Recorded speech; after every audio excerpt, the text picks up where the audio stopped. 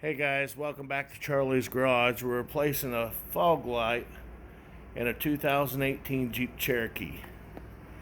It's the left side. The right side's the exact same way. Okay, you got 3 bolts. You got 2 underneath the front here, and then you take out this one here, then pry your thing, your inner fender thing back with a bungee cord and hold it back. Right there's your plug. I already unplugged it.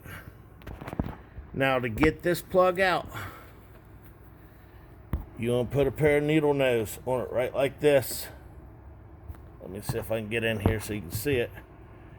And you want to squeeze it, and you got to break them clips loose where it pops out. Then you just pull it out and replace your bulb. The bulb you want is these ones right here. Or you can do whatever you want, but these are the factory stock bulbs.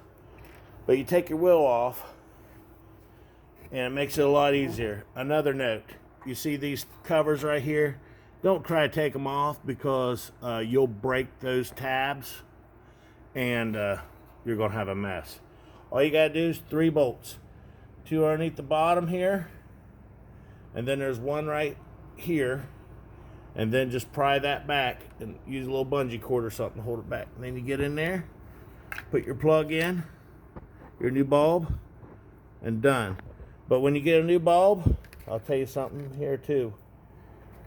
Don't worry so much about this clip on your old bulb, because your new bulb's got a new one on it.